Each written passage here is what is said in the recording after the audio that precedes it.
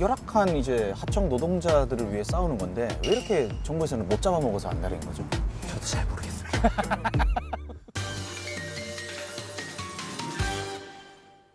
또 이렇게 현장에 나왔네요. 다시 광양에. 또 여기로 왔네. 윤석열의 노동 정책이 무엇이 문제인지 한번 전반적으로 한번 다 다뤄보면 좋을 것 같아요. 우선은 김준영 사무처장님 구속돼 있잖아요. 변호사님이 있어요. 순천지법에서 지금 조사 그걸 하고 있대. 그럼 순천으로 가시죠. 예? 가시죠. 이쪽으로.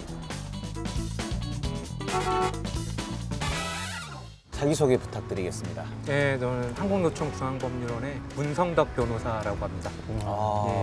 그 김준영 사무처장님이 여기 계세요. 처장님은 사실 오늘 오전까지 저희 옆에 보이시는 순천지청에서 조사를 받으셨고요. 순천 교도소로 다시 가셨습니다. 그리고 기사를 보니까 경찰이 이렇게 강경 진압을 한 이유가 네. 뭐 특진이다 뭐 이런 말들이 있는데 이게 무슨 말인가요? 그 확인을 해서 말씀드리긴 어렵지만 지금까지는 사실은 인내치안이라는 말을 많이 썼지 않습니까? 처음부터 이렇게 그 물리력을 행사를 해서 진압하러 들어가는 것이 아니라 참는 거죠. 기다리고 하는 건데 그렇게 하지 않고 강경하게 진압을 해라. 윤석열 대통령의 말을 받아서 경찰이 지금 우리 집회나 시위 관련해가지고 대하는 태도가 그때부터 바뀐 게 아닌가 싶습니다. 설치하자마자 바로 친 거잖아요. 만 이틀도 안 됐죠. 예, 그러니까요. 그래서 29일 밤에 이제 설치가 됐는데 31일 새벽에 이제 진압이 됐기 때문에 열악한 이제 하청 노동자들을 위해 싸우는 건데 왜 이렇게 정부에서는 못 잡아먹어서 안달인 거죠? 저도 잘 모르겠습니다.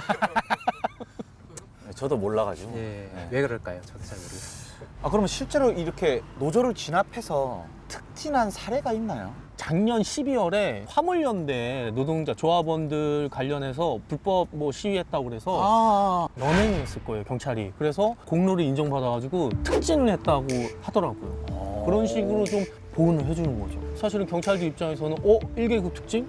뭐라도 해야 된다. 막 무리하게 이제 가는 거죠. 근데 사실은 국회에도 논의되고 있는 노란봉투법, 이 법이 있었다면 김재현 처장님이 구속되는 상황까지는 되지 않았을 거다. 포스코는 지금 본인들이 사용자가 아니라고 하고 있고 파업 시에 대체 근로를 하지 않아야 되는 의무가 있는 것도 노조법상 사용자인데 포스코는 노조법상 사용자가 아니라고 얘기를 하고 있는 거죠. 그쵸. 그렇기 때문에 포스코는 얼마든지 다른 회사의 이 업무를 찢어서 줄 수가 있고 그렇게 되면은 힘들게 파업을 하더라도 효과가 전혀 없는 것입니다. 파업이 무력화되는 것이죠. 여기서 남아있는 것은 그러면 막nur 사서 올라가는 방법밖에 없었던 것이죠. 포스코 하청 노동자들 같은 경우에 작년에 우리 근로자 지위 확인 소송이라는 걸 해서 도급이라는 형태를 띠고 있지만은 불법 파견인 것이고 그럼 파견 노동으로 해서 지금 2년이 넘었기 때문에 지금 현재도 사실은 포스코 노동자라고 봐야 됩니다. 소송을 하시면은 포스코 노동자로 확인을 받을 거예요.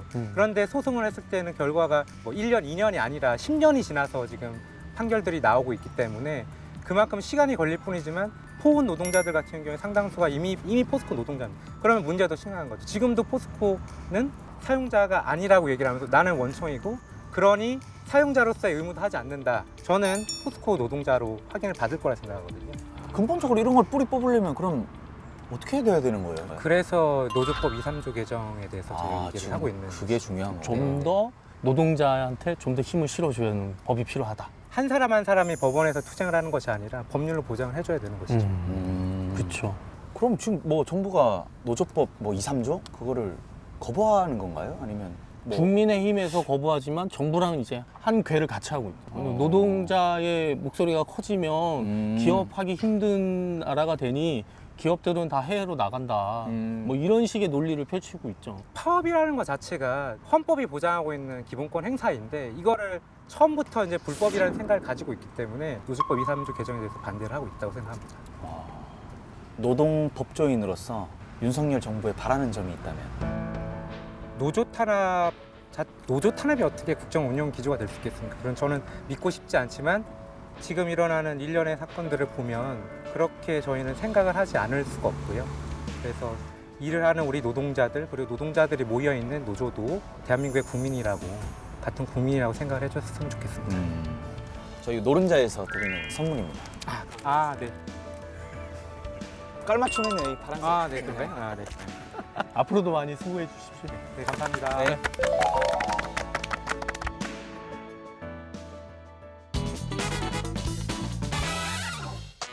여기 이제 다시 또 여기 왔네. 농성장에 다시 한번 가보시면 돼요. 그러니까 저기 누가 계시는데 처음 뵙는 분인데 뭐 하시는 분인지 여쭤봐도 될까요? 시민 활동가이고요. 아, 지금 이번 사태 좀 바라보셨을 때 뒤에 네. 좀 생각할 수 있는지 좀 궁금해요. 노동자분들이 그 현장에서 일을 하면서 불합리하고 잘못된 부분들을 외친 거예요. 그러면 과연 정부에서 해야 될 게 뭐겠어요? 이 불합리한 부분들을 바꾸려는 노력이 있어야 되는데 너희들은 조용히 입 닫고 일이나 해. 이런 식의 패턴이 가다 보니까 아주 폭력적인 행위가 아니냐. 도와주십시오. 노동자분들을 좀 들어봐 주시고요. 아유, 감사합니다. 반갑습니다. 네. 예. 그러니까 한국노총 관계자를 한번 만나러 갑시다. 여기 왔다는 얘기를 들었거든요. 가장 상급 자체가 한국노총이잖아요. 그렇죠. 포운노조 위에 금속노련이 있고 금속노련 위에 한국노총이라는 컨트롤 타워거든요. 든든한 백이잖아요. 네, 한번 만나서. 어떤 고민을 갖고 있는지 한번 이야기 들어보고. 가죠. 예. 자기소개 부탁드리겠습니다. 예, 안녕하십니까. 항노총 조직 본부장 강훈정입니다. 반갑습니다. 아, 반갑습니다. 이번 광양 이 사무처장님 이 사건 때문에 한국노총이 사회적 대화를 중단. 전면 중단. 예. 대화를 하자고 하면서 이게 마구 때리면 그게 대화가 되겠습니까, 그게? 대화는 상대를 인정하고 이 평화적인 어떤 그런 분위기 속에서 이게 가능한 건데 막 두들겨 패면서 이야기하자 그러면은 굉장히 분노하고 있는 상황이죠. 그리고 마침 그 다음 날이 경산호에서 노사정 간담회, 대표자들 간담회가 예정돼 있었어요. 여지껏 어떻게 보면 꽉 막혀있던 어떤 노사정 대화가 이제 물꼬가 터지는 어떤 그 무렵에 어떤 폭력 과잉 진압으로 인해 가지고 어렵게 완전히 막아버렸다. 강력한 대정부 투쟁을 선언하고 거의 일환으로 사회적 대화는 전면 중단한다. 결정을 내렸습니다. 그럼 윤석열 정부는 이 노동계랑 대화를 원하는 것 같은데 대화를 원한다는 건 아니요. 좀 느껴지나요? 아니 전혀 못 느끼는 게 그런 거 자체도 없다? 아시는 바와 같이 주 69시간제라든지 정부가 거의 뭐 일방 통행식으로 해왔지. 그래도 이정식 고용노동부 네. 장관을 네. 장관으로 앉힌 거는 한국노총이랑 파트너십을 좀 더 공고히 하겠다는 그런 시그널로 이제 많이 받아들였단 말이에요. 예, 거기까지인 것 같아요. 노동계 입장을 적극적으로 정책을 펴는데 반영을 해라 하라는 그런 시그널이 아니고 오히려 거꾸로 하는 것 같아요. 이게 과거에 이제 그런 말 있잖아요. 이제 옛날에 아는 놈이 더 무섭다. 아는 놈이 더. 아. 보면은 김문수 씨를 그분도 마찬가지로 경산노위 위원장으로 앉히면서 이게 뭔가 갸우뚱하는 부분이 있었어요. 그분은 너무 많이 나갔잖아요. 이게 과거에 단위노조 위원장도 한 경험도 있고 그쵸, 예. 예, 노동운동도 했었고 그리고 뭐 이정식 장관도 노총에 오래 계셨고 오히려 그 당시에 본인들이 이제 반대하고 저항했던 그러한 목소리를 오히려 이제 대변하는 우리한테 강요하는 이제 그런 입장이 됐다 보니까 저희들은 굉장히 좀 실망스럽죠. 실망스럽고 분노하고. 경산노위 중단을 했을 때 이제 공이 대통령실로 갔는데 윤석열 대통령은 김문수 위원장한테 흔들리지 말고 열심히 잘하고 있어. 이렇게 독려를 하는. 근데 여지껏 열심히 한 게 없잖아요. 알다시피 정부 바뀐 지가 1년 됐다 그랬잖아요. 네네. 아무것도 안 제대로 된 사회적 대화가 안 열렸어요. 정부가 계속 일방적으로 노동개혁 정책들 이런 것을 발표만 일방적으로 했지 노동개혁하고 진작에 이렇게 앉아가지고 서로 대화를 한다든지 그런 거는 전혀 없었는데 근데 계속 잘해라고 하는 거는 무슨 의미인지 모르겠어요. 윤 대통령도 후보 시절에는 한노총과 친구로 지내겠다라고 했는데 친구 등에다가 칼을 꼽는 어떤 그런 형국이 돼버렸습니다.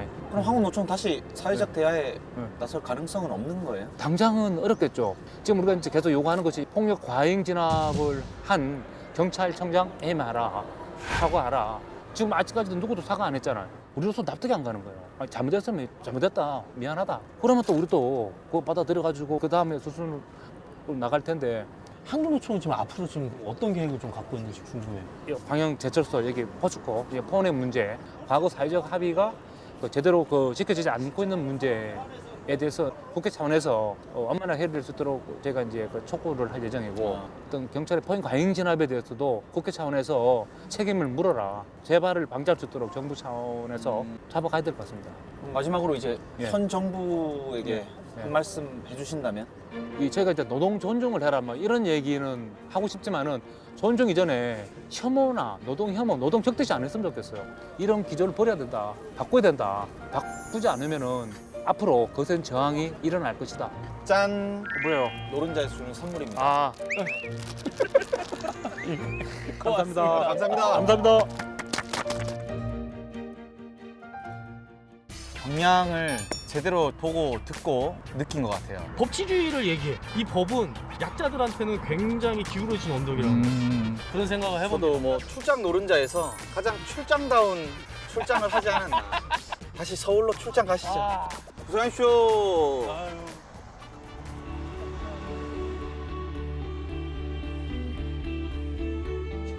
4년 동안 안 오르다 보니까 모든 물가는 올라가지 하다 보니까 어디 함부로 놀러도 못 다녀요, 가족이 같이. 급하는 안 되고 집사람도 일자리 구했어요 지금. 아예 뭐 우리 말 무시를 해버리니까.